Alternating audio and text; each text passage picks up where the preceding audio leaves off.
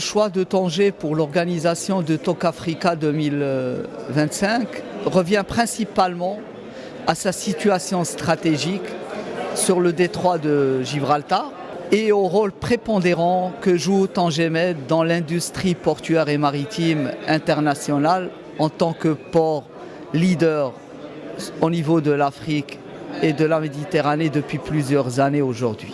L'édition 2025 de TOC Afrique a été principalement axée sur la participation des acteurs africains de l'industrie portuaire et maritime. D'ailleurs, nous avons constaté la participation de 19 autorités portuaires cette année-là, versus seulement 7 au cours de la première édition.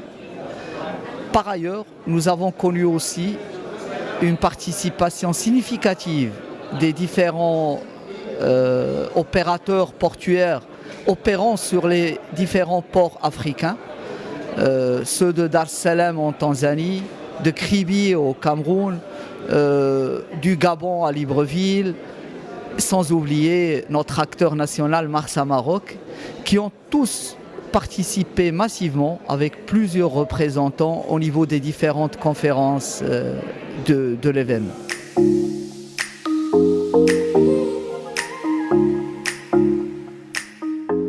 Les différentes conférences qui ont fait l'objet, qui ont constitué cet événement, ont débattu les problématiques que vit le secteur durant les dernières années, surtout depuis la pandémie du Covid-19. Et plusieurs solutions ont été proposées, notamment portant sur l'apport du digital pour la continuité de l'activité des chaînes logistiques en cas de pandémie.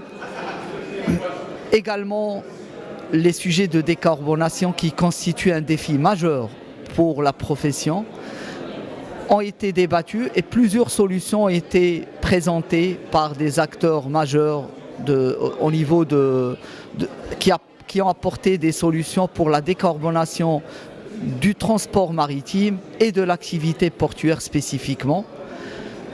Par ailleurs, la notion de corridor a été au cœur de certains débats, les corridors logistiques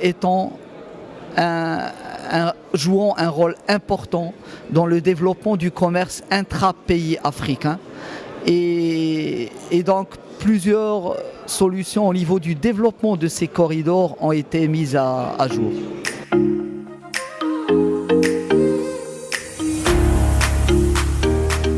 Les échanges commerciaux intra-africains sont à un niveau des plus faibles au niveau du monde. Ils sont inférieurs à 20% des échanges globaux de l'Afrique, contre 60% en Europe, 50% en Asie. Ceci dénote d'un manque d'intégration du commerce intra-africain et la digitalisation représente un levier puissant pour renforcer ces échanges-là, notamment en simplifiant les procédures transfrontalières entre les pays, en simplifiant les contrôles et en les rendant beaucoup plus transparents, ce qui constitue aujourd'hui un frein majeur au développement de ces échanges intra-africains. Pour suivre toute l'actualité d'EcoActu.ma, inscrivez-vous sur notre chaîne YouTube et rejoignez notre communauté sur Facebook et sur les autres réseaux sociaux.